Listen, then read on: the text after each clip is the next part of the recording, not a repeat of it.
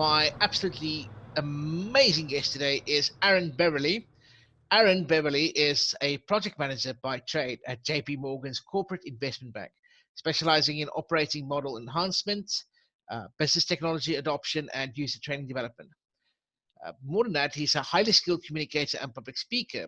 Aaron became the Toastmasters International World Champion of Public Speaking in August 2019, emerging from a field of over 30,000 participants worldwide. It's actually a bit more than that, which I'll explain later. Prior to the 2019 win, Aaron placed second in the same contest in 2016 and has been a five-time World Championship winning finalist. Yowza. As an international keynote speaker and trainer, Aaron has spoken at various events for audiences as large as 2,000 people. He helps individuals build communication skills most people overlook with engaging, fun workshops ranging from conversations that win by learning to improv. Notable clients include Wells Fargo, Vanguard, Drexel University, uh, and many more. Aaron combines his communication expertise with a love of travel. From New York to London to Taipei, Aaron has engaged audiences in 5 of the 7 continents. He spreads the message that there is more that can bring us together than what can drive us apart. I like that. That's a nice sentiment because it so speaks to the Toastmasters core values as well. You know, it's like how each club is so diverse because you get people from all kinds of different backgrounds working together towards a common goal of upgrading their speaking and communication and leadership. Thank you for joining me, Aaron. No, thank you for having me. Now, we're going to talk a bit about the 2019 World Championship, right? How did you start in Toastmasters? Did you start Toastmasters because you wanted to be a better speaker?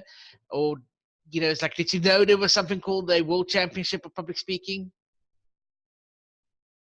So I joined Toastmasters back in 2009 when I was still a senior in college. I joined primarily because of 2 people. The first person was a person who happened to be the international president back in 2005, 2006. His name is Dilip Sekera. He just so happened to be a faculty member at my school. He ran a program before for student leadership, and I took his class in my sophomore year.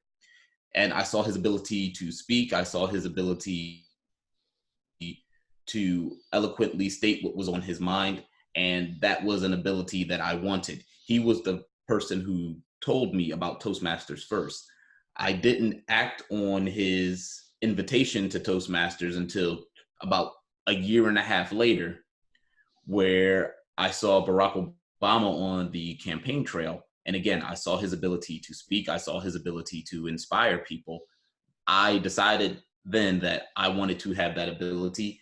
I knew that public speaking and talking to other people was going to be necessary for the career that I wanted, or any career that you may want, honestly. And that's what made me join Toastmasters. So I joined in 2009 and haven't looked back since. I like that. I like that you said that that's what you decided you want to do. It didn't just happen, right? You went for it. And I think not enough people really, especially when you're young, right?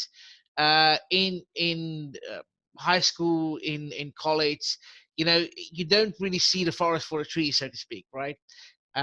You get bombarded with all kinds of information, and we never really decide to act on who we want to be.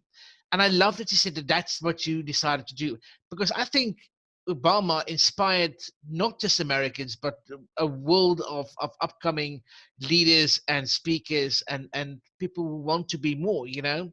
So I really love that idea. And how did you find Toastmasters, really? I mean, your very first meeting, let's say. Do you still remember your first meeting? I barely remember my first meeting. So I remember the first meeting where I became a member. I was the timer. And I remember because I was a student, a couple of the members were my professors, and I just had a conflict calling them by their first names.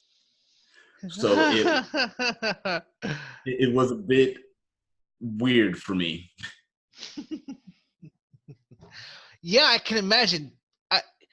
I've had students that joined my Toastmasters club as well, former students of mine, and they still address me as sir. It's like, I'm not your teacher anymore, or at least here, it's like we have to start being, we have to try and work around these issues. But I like this, and this, I don't know of many colleges that actually has a Toastmasters group in it, in Yeah. Africa anyway. It's like, and but that's a natural place really for it to be. Yeah, I agree. Now, how did you start? Did you know that there was something called the World Championship of Public Speaking? Well, that happened after I first did my icebreaker speech. And the icebreaker speech, as you know, is the first speech that you do in the Toastmasters curriculum, is to get you in front of people and start speaking. You see what skills you come into the door with. I give my icebreaker speech. And once I was done speaking, the Toastmaster of the day got up and said, there is a future world champion of public speaking. And at that time, I had no clue what a world champion of public speaking was. I didn't even start competing until 3 years later in 2012. Wow. Okay. So there's a future world champion. It's like, yeah, that's nice. Well done. Yeah, great me. It's like, oh, you mean you're serious? It's like, this is an actual world champion of public speaking. But I never thought of that. I only joined Toastmasters because I needed something to do that wasn't work related. But I've gained so much from Toastmasters that I credit it with everything that I've done since. Any good thing that I do is because of Toastmasters training. But did you solely decide on uh, public speaking, or did you do any sort of leadership work as well? So I primarily joined for the communication track. When I heard about the leadership track and all of the different levels that you could take, that didn't entice me as much. I really wanted to get better at communication. However, once I've started to learn more about the leadership role and how much of a role it can play in your life, in your career, I have started to move on to the leadership side in the more recent years. About, I would say, the last 3 or 4 years I've been in Toastmasters now. I've been in Toastmasters again since 2009. So for 3 to 4 years, I've now been looking more at the leadership side.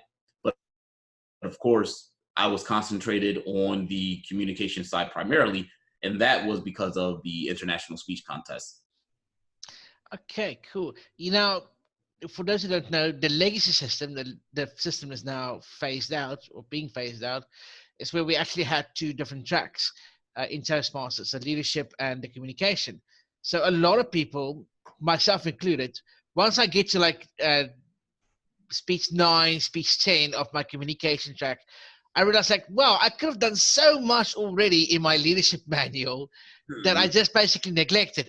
And most people tend to wake up and realize, the benefit of the leadership track as well. Because it's not all about being the boss and stuff like that. Sometimes it's just about leading yourself, And so how do you feel really about pathways? It's like with the two tracks now sort of being merged together. How do you feel about that? Well, I think change is always necessary. The tracks where people were saying before were a little outdated and they needed to be revamped. And of course, once you actually complete the change, nobody likes it at first. But there are definitely kinks to it, and Toastmasters is working to iron those out. But I believe that it's a step in the right direction because now the curriculum is more online. I think once they create more mobile options, it'll be really great. But at the end of the day, change is always going to happen. And I do believe that this is a change for the better. Absolutely. I've said the same. I imagine that we Toastmasters generally complained, the Toastmasters member complained when we took whatever was before the legacy system and changed it to what is now called the legacy system, right? Because it used to be Absolutely. like 15 speeches for your company communicator manual, and then I think they changed it down to 10, and I think a lot of people complain about that too. Every time you change something, people are going to complain. But Yep. when you get used to it, and especially because, and what I appreciate about Toastmasters is they don't they don't wait to look at themselves and see how can we best change us to suit our members, right? It's a lot of, not many organizations tend to do that.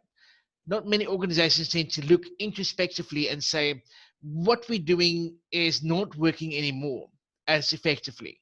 So let's start putting in changes to upgrade ourselves in a digital age. How relevant was the Toastmasters connection to you during your journey in the World Championship? I think it mainly helped me with just my growth as a communicator, but even as a person, I would say, because number one, let me say that I believe the Toastmasters International Speech Contest is probably the best way to grow as a speaker in a expedited manner. The contest allows you to speak in front of multiple audiences, and it has you thinking from a audience mindset of how can I reach this audience? How can I reach this panel of judges so that I can keep speaking? I think that really helped me really think about how an audience reacts to a speech, which has helped me in my career and helps me in my everyday conversation. But what I mean by as a person is because throughout the years, I've become close to a lot of people that I've met at these different contests, at the different conventions, people from all over the world. I've been able to travel the world because of Toastmasters. And when you travel around the world and you meet so many different people, that changes your perspective. It changes your outlook on life. It changes your outlook on humanity as a whole. And just seeing that there are so many positive people who are going out and trying to learn how to communicate with other people better is very inspiring for me. I can imagine that, because I say to people, because Toastmasters is an international organization and there's so many clubs around, wherever you go, the chances are there's going to be a club right next to you. Yeah, And I keep imagining the scenario of Toastmasters being such a wonderful place to learn how to speak, but also to connect, yeah, because it's an international organization. And look, because it started off as an American organization, it's easy to think that an American would win it, right? But that's actually not the case. A lot of times it's like, who won last year, right? It was uh, the woman Ramona who, Smith. right? And then before that, and before that, and before that, it's everywhere. Wherever there's a Toastmasters organization, right, you have the potential, regardless of if you are from a very small country or a very large country, you have the potential and the option to go world class. Yeah, absolutely. Now, I mentioned that now in the general rule is that you're competing against 30,000 people, basically who all want the same thing. But it's actually a bit more than that, because when you start off as on a club level, right, and everybody else starts off at a Mhm. club level as well, you're not just competing against the best that you can do, you're also competing against the best that everybody else does. Were you ever sort of like Mhm. intimidated by this process? I know I was never intimidated by any of the contests. Now, it was definitely awe inspiring to know that there are 30,000 people around the world competing for the same prize.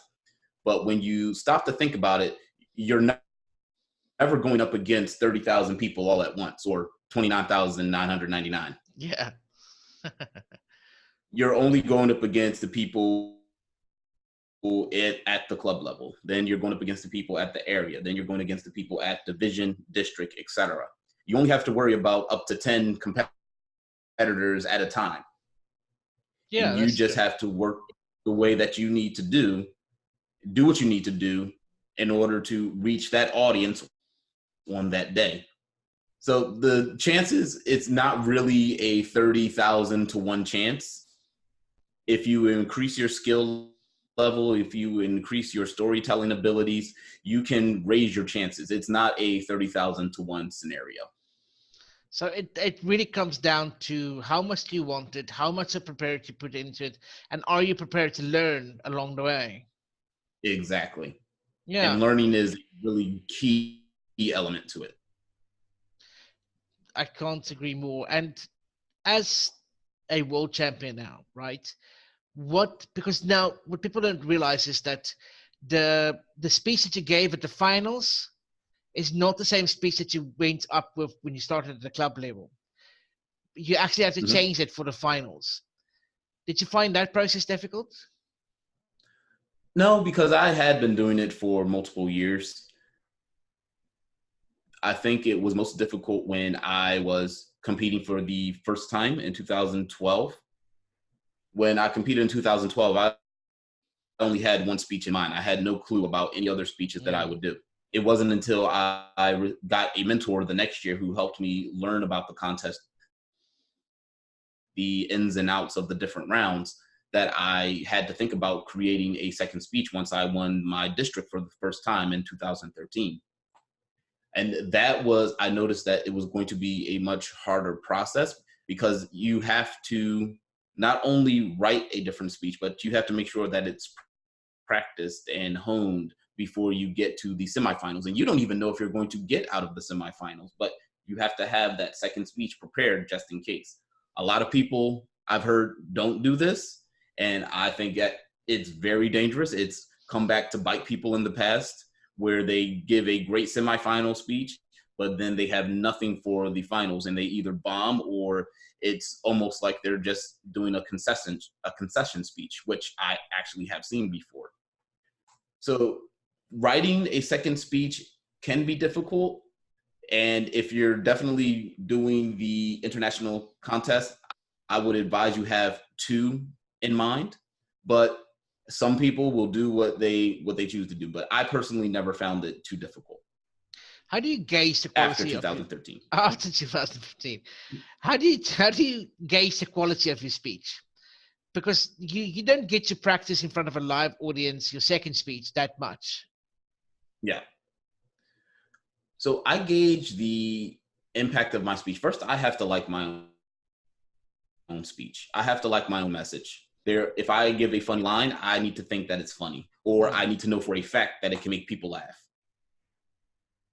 If I am giving a more somber message, I need to make sure that I have this, I don't know what it's called, but I get the feels where I feel a tingle or I feel like a chill down my spine or something like that. Like a And gut that's when I know, feeling, like, sort of like okay, instinct. Yeah. yeah, yeah. It's hard to explain, but that's what I feel when I have a good message that I really care about. Once I get that feeling, I say, okay, this is good. I officially approve this. I approve my message. Yeah, I like that. Okay, that's cool. So you would advocate everybody to like start with a coach, maybe, or a mentor. Yes, I believe that at the beginning, when you're first learning, it is very valuable to get a coach. Like I said, I started in 2012, but 2012, I didn't get past the area, which is round two. When I went out and got a mentor, he taught me the fundamentals, he taught me storytelling techniques, and that was Dilababe Sekra, the person who introduced me to Toastmasters, who also happened to be a former finalist and second place winner in 1992. So I So went to yeah. him in 2013 and he taught me the fundamentals. He taught me everything that I needed to know to move up to win my district for the first time. After that, I started to take his lessons and test them out. A lot of people, I believe, fall into I'm going to call it a trap, where they think that they have to have a coach every single year. Mm. And, and coaching costs a lot of money. If you have somebody that's going to coach you for free, then I'm all for free. They can coach you as much as they like.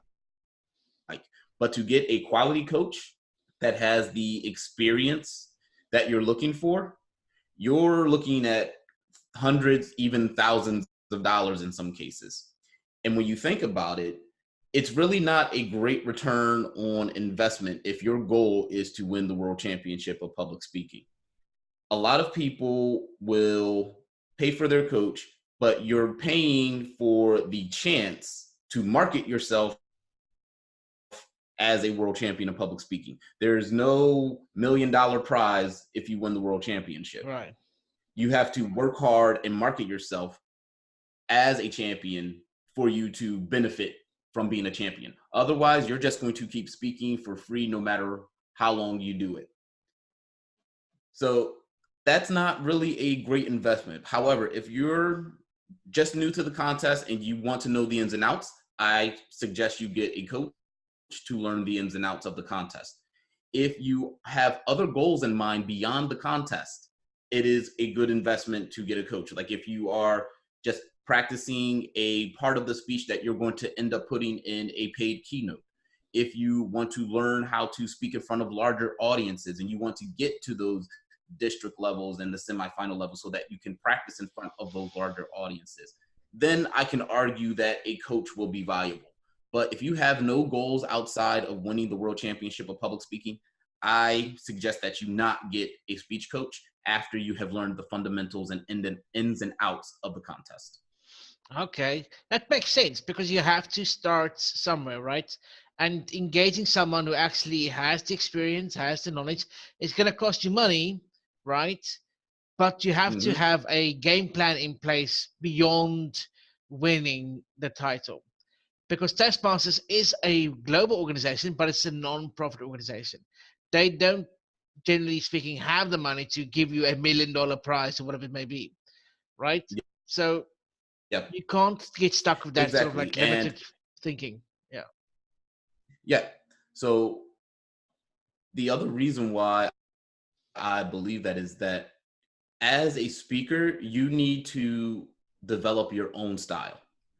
And what I've seen in the past is that people will get coached by certain other people, and then they will start speaking like those other people. It's not their style, it's the style of their coach. And that is one thing that I was trying to avoid. When I participated over the years, especially this year, I said to myself, I'm not going to take this in front of any of the other previous world champions. Now, I did fall back on that because somebody ended up giving me advice for free, and I never passed down free. But I knew that if I showed it to another world champion, they were going to look at it through their own eyes, not my eyes. Mm-hmm. They weren't going to tell me how it was authentic to me, my authentic message. Only I can answer that. And only you can answer that as a speaker. So when you get coached, you definitely do run into the danger of sounding like the person who was coaching you. And I wanted to avoid that. Yeah, I think that's so true because we tend to fall into that trap, right? Where if we only expose ourselves to a limited person or range or thinking, we tend to take that as everything, right? So if we only have one person in our corner, we end up thinking exactly the same way, and that doesn't really benefit anybody. Now, yep. your speech, you went up there and you were wearing what I would assume is a traditional Indian sort of wedding attire or what. And yes. But everybody else would usually come up with a suit and tie and the sort of like traditional, what I call traditional look, right? Why did you decide to like dress in character for your story? So that one, I had made the decision that it's called the kurta. And I made the decision that I was going to wear that almost in the beginning. I knew the story that I wanted to tell. Again, going back to what I said before, that when you're in the contest, you need to have 2 speeches in mind. And I had my second speech in mind very, very early in the contest season. But I knew that I wanted to wear that because I wanted it to make a statement. And the main statement that I wanted it to make was that I am different. I pride myself on doing things differently. I did it before in 2016, where I had an extremely long speech title. And then I decided to do it in a more subtle way by having a untraditional garb for that contest. You actually even mentioned how glad must the contest chair be that my speech is only like 3 words or something like that, you know? And but now, you know, coming back to the previous one, we said it was an incredibly long sort of speech title. I can imagine how relieved it must be to say, okay, it's very simple, people. This is what it is, right? So I can Yeah, imagine, but you know, I'd love it because you can't be authentic when you're trying to be everybody else, right? exactly. And you can't say, you know, it's like, look at me, how authentic I am, because then you're not being authentic. You have to act it, you have to be it, right? And it has to be more than just words. Yep, exactly. Is that story true about the wedding and being the only black guy there, and you like, you know, the Rambo mission of the shoes? Yep, that story is absolutely true. There are definitely some instances where I exaggerated some of the occasions and I had to consolidate certain characters because there were so many more people involved in that situation that I couldn't include in the speech because it would have made the speech too long and too confusing. So I consolidated some of the characters. I exaggerated some of the reactions, but ultimately that was a very true story. And I tell people, you will actually be surprised by how much of that story I did not exaggerate. Yeah, that's brilliant. But that's what good storytelling is about, right? Is to condense the material but still find the humor and the relevancy in it. And if it's not adding to your story, it's taking away from your story. Yep, You know, exactly. so that's brilliant, and I love that it's true, and I love the stage. I don't want to call it acting, but the playfulness on stage Hmm. that you do, right? Because a lot of people, they don't really use the stage. They tend to stand very stationary, and if they do move, they only move a meter this side or 2 feet this side or whatever it may be, right? Uh, but you tend to use all the stage when you speak. Was that something that you decided to do when you went into it, or was it just a necessary requirement for the story? So in the later stages, so at your district and semifinal and world championship levels, I've actually seen the opposite where people not use the stage too much, but they get overly dramatic. And one of my goals was not to be overly dramatic. Now I could be animated, but every gesture that I did was an authentic gesture, meaning that it's not something alien to me. I use those gestures in those situations. When I'm animated, that's how I move. When I'm calm, that's how I move. When I'm telling a story, that's how I move. I didn't go out of my way to do a certain pose or to do unnatural gestures just for the sake of being theatrical. When people are theatrical in their speeches, it makes me cringe because my thought process is that you are giving a speech, not in a play. Right. I think the problem comes in as part of your first 10 speeches, right? One, I think it's speech 6, I can't remember, right? It's to have body language. And I Mm-hmm. think people misunderstand really what body language is about because they Yes. over dramatize the body language. Yep. And it comes off as extremely inauthentic. Yeah. And when you are seen as inauthentic, that's going to be a turnoff for a lot of people in the audience. It's one of the knocks that a lot of people have about Toastmasters speeches and looking at the contest speeches from the previous years, because it's overly theatrical, it's not natural, and it seems inauthentic. And that's a turnoff for a lot of people who aren't used to Toastmasters. Right. Yeah, because if you are overly animated, it takes away from the story. and it draws too much attention to itself. Like when you're writing, it's called purple prose, right? When you're Mhm. writing and you draw too much attention to the words rather than to the message. Yep. Yep. So I think the wonderful way to sort of like continue this process is to make sure that you understand really what it's about. What are you trying to say?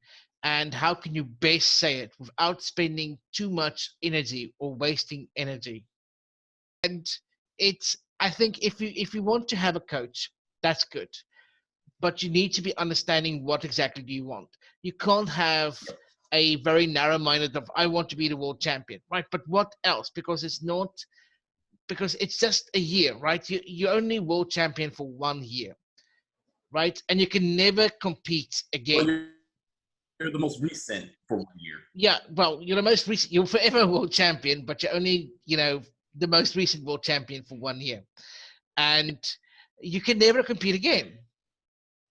And is that something that upsets you, maybe? Because you Not at all. really, It's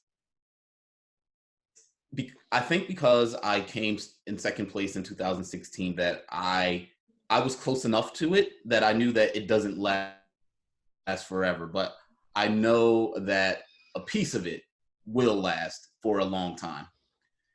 For instance, 2016, it was 3 years ago, but people still know me as the guy that got on stage and gave the 57 word title speech. And people will continue to know me as the person who gave the speech about the Indian wedding.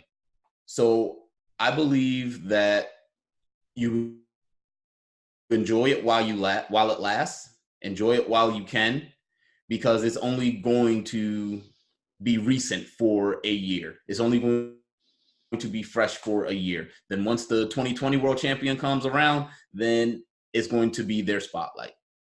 right? And what's next for you?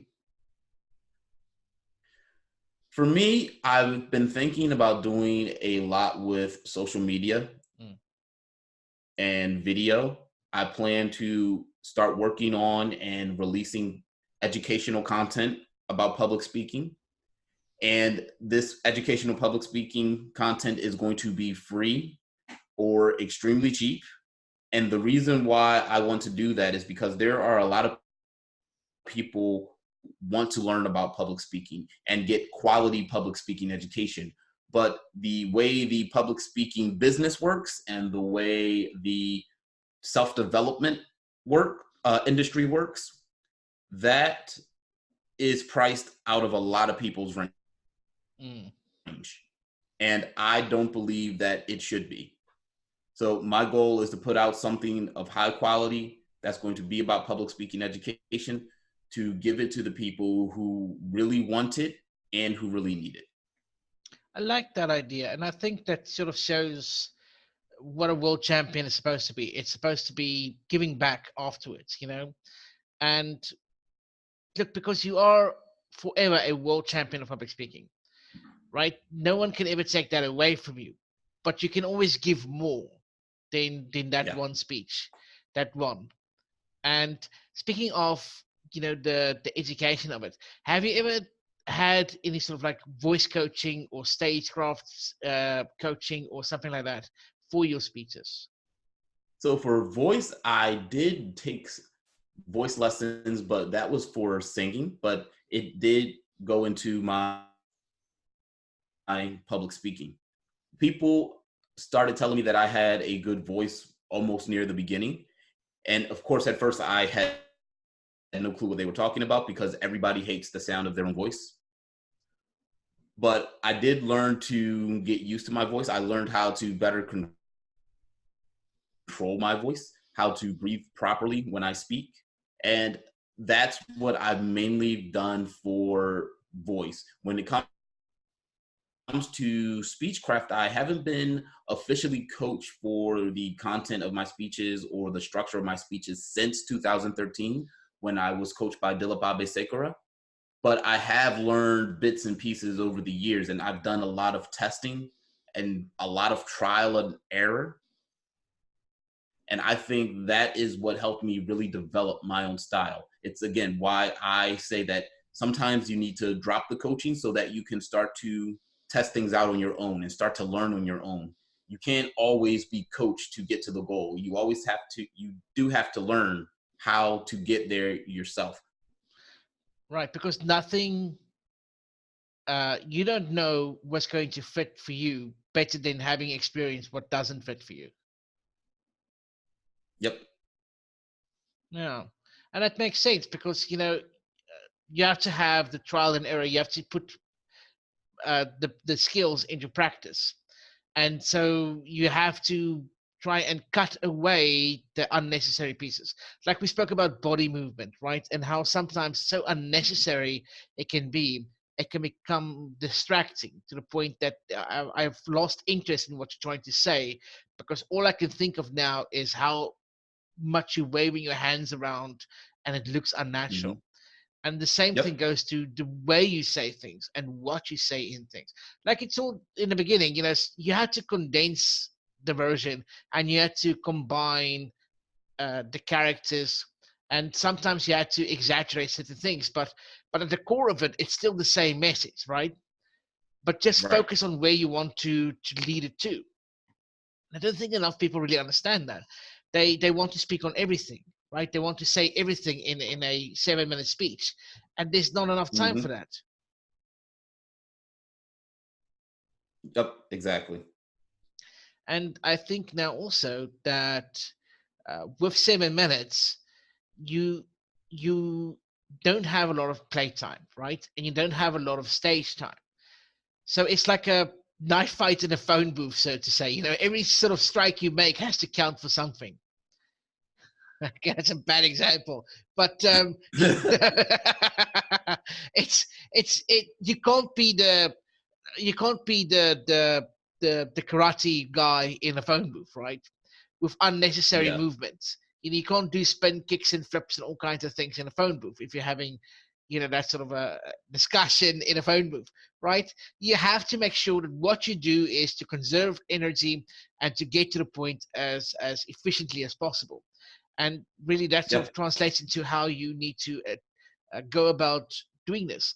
But at the core of it, be authentic, right? Be your truest self, because people see that. Yeah. When you are in that situation, you don't have a lot of time, as you said, you really do have to make every single word count.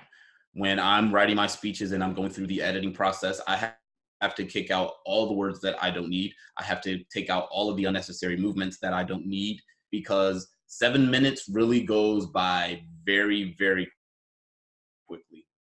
And all of a sudden you see the light turn red and you think, oh wow, I can't believe it's already over. So 7 minutes isn't a lot of time. You really have to be efficient. There is no time to waste. You have to make your stories condense, and you still have to make them make sense and be memorable.